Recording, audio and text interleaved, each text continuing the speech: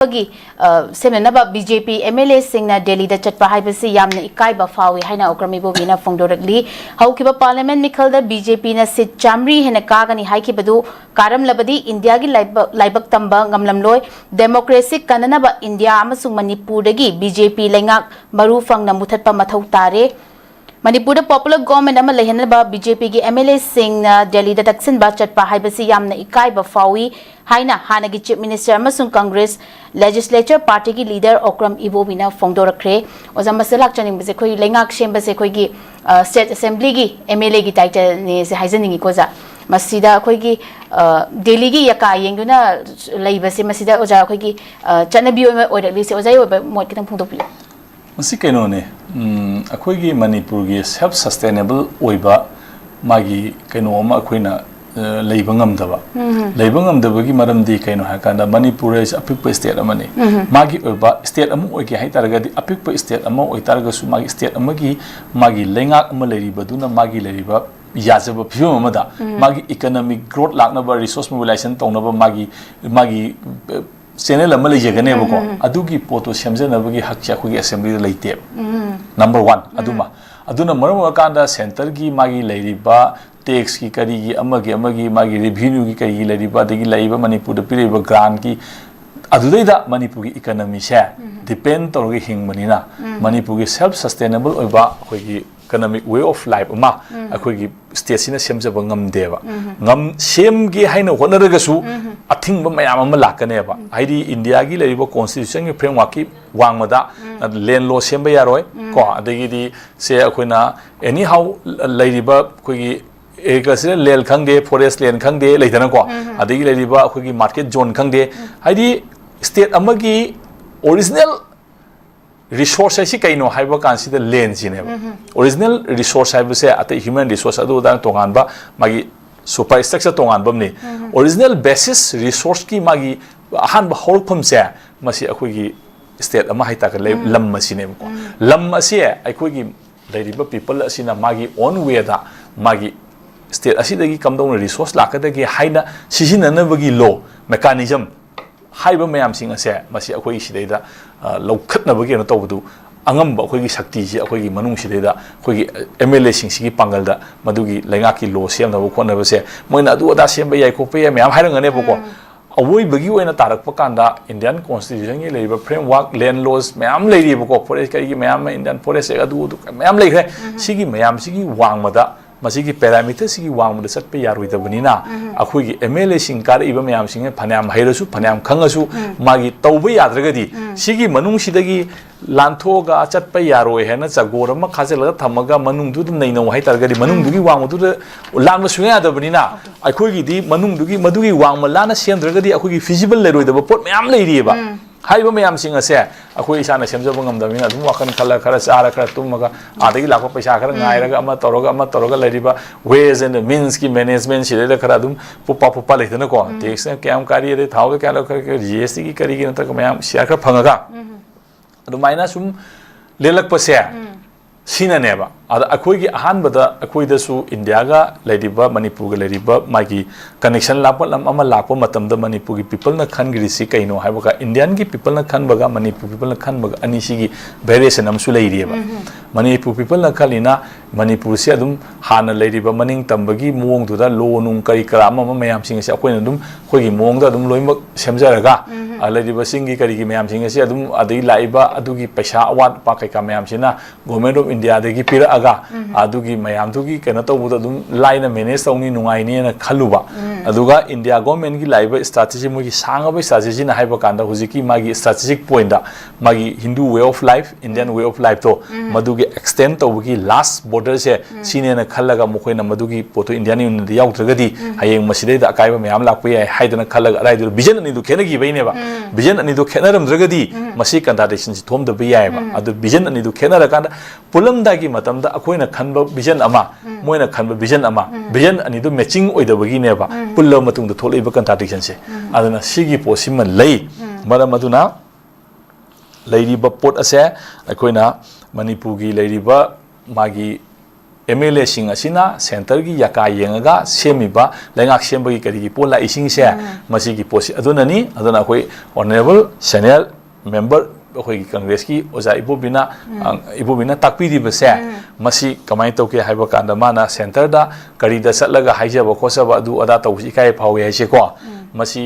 moi ki matam da su loi thengna khraba ngaktani congress ki lengak leingai matam dani akhoi gi ojanu pamsana center gi high command si mu chawba leitre na mai comment da hairami do aidi high command sina mana chief minister se akhoi MLA sing sina pamdre sindok seragi haiba se masi deida Congress ki oina sinbi wai bane ba moi chief minister se moi adu tawrena adara Congress ki high command na yaroi na namjela thambadagi ne ba Manipur State Congress Party yena low khawba ma thoma go janu pamna si minister oigi se then during the reign of the ozaibo bi magi matam da su MLA mayam mana abo bi si sinar bagi da ma da kem tawdan Delhi da kai da chattana khotana kai tawdana mayam tawe ba madudai da haiba potu oirektadana haiba potu yadadana center na akhoi khanbase dum taw खोइन खमसे दुम तौ हैन हारगा सिनबा ngमददना सही त्रांगा जायबो बिना chief minister ओइरि दुने को मसी सुमाइना हाइबसे मसी की वासिदी अदुम नेशनल पार्टी द लैरिङै कांग्रेस ओइगरा बीजेपी ओइगरा मागी लैरिबा कॉन्स्टिट्यूशन की लैरिबा मागी पार्टी स्ट्रक्चर की हायरार्की की मतुंगिना नत्रगना अखोइ सेंटर की नेशनल पार्टी अमद यावदब ताबा नेशनल पार्टी यावदगसु इंडियन लॉ न मदु मुंग डिक्टेट तोरकनेबा एति law and order situation of a political crisis will be a madam the dictate town of room lady. Aduna, Pibum ase, Adum, Aquina, Ranti, you and a Panganabun Amaneva, reality the Gana Seva, BJP, you want to be Congress, you want to be Indian state Amoina, Indian law Moina, Ledanago. Why Congress and Paimatam, the BJP and Paimatam, the Kara, Usanaba, Hengata, Amaneva, Salari Busidi. Constitution itself to never, law itself to never. Congress na pai BI, BJP na pai BI, aduna party gi wa never. Do salai university Indian state to never ko, Indian bureaucracy to never ko. Tongan ba magi le agency me andu never. Aduna sidai da ko na amo ogera ko loina laksanu ama tausanu center na intervene tawna bagi hak right loina muk chaung lei aduna Manipur gi state ki phibam se akoina pami Manipur amado khogi people na pansiba Manipur do adu design to ngamzedeba khogi people asina ngamzedaba na maduda aduna neba khoina di politicians sing sida phatre adu tawada tawdu si karino ba MLA ka aina karen khalo mina karen khalo Manipur gi damakta aina taw ngamdu si karino ba aidi Indian state ki leriba kaino sigi wangmada Indian state ki leriba magi law sigi na tra kaino sigi wangmada manungda sangraba MLA oigraba bureaucrat oigraba sing aduna tawba ngamdu si karino al people gi apam di taw haibane ba ngamui da potu taw haira kan amamuk sini dani amamuk sini taroi ba ko sidi akoina lenga silakpa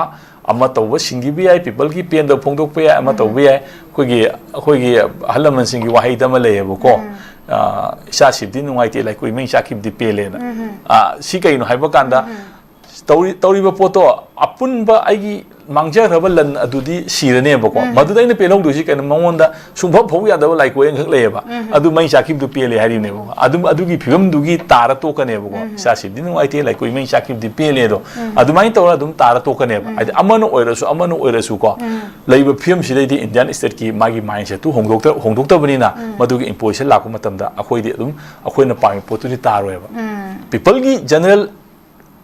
oiba procession ama leiriba adugi di within the Indian state tadi akoina pai potu di sungta taroi tab adu ta da baduna ne wakhan khallaga politics Manipur gi da muta tawgena khanba dileiba politician mayam ama leiriba ko natraga na social worker mayam leiriba but in reality the sanga kanda leiriba law gi manung si da leiriba constitution gi manung si da aina Manipur gi da muta tawbung am du si kaino haina khallaga adu da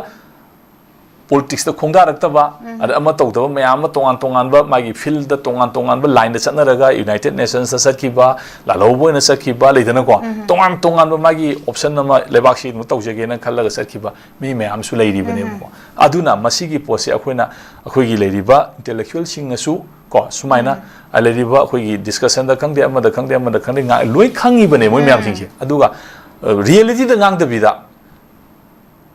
tawbase masigi posima khoi kharaga thadok naraga in reality da khoi sanara kanda khoi gi leiba pose adu tagadi akhoina pami Manipur se kar mongong da sep tawba yani hana akhoi khanara kandu da adu approach ka daune ba MLA taina bane yaroi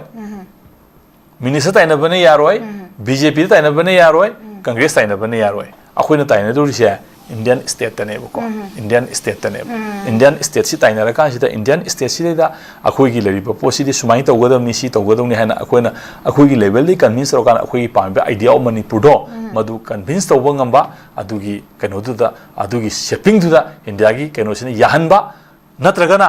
और Indian state contract तौबा अनिसिना तना कोइ option कैसु लेतेबको अदुना दुम सुम तौबा सुम मिंगोंदा हाइगा Congress फैयम हाइबा BJP फतेम हाइबा BJP फैयम Congress फतेम हाइबा अदुगा अनिदुदा सुम ओनसन Narga MPP फतेम हाइबा national party ले जिसे मतम मतंगी पाना ngaमदुना यारोयबा अखोइगी रियलिटी अमा चंगे अखोइगी रियलिटी से अखोइ थंबम चंगे अदुगा अखोइना वाय लौर कासिदा सब साना लेरिबा इंडियन स्टेट की मनुंगदरा और मपानदरा अनिसे चप मानना कोई कंट्राक्ट तौबा ngamba कोई आइडिया ऑफ मणिपुर में संगेबको अदु कांदुदुना इंडिया न उसिटकनी देन एनोनसु उसिटकनेबको अदा अखोइगी पीपल सिना दायित्व लौदना सुम अमताय लेबदनदि पोसी ओइबे यारोयबको सैदि सुमाइना आइगी मियंगदि सुमाइना उजै आइ लानबु सुमबदुना तोंगानबा मनि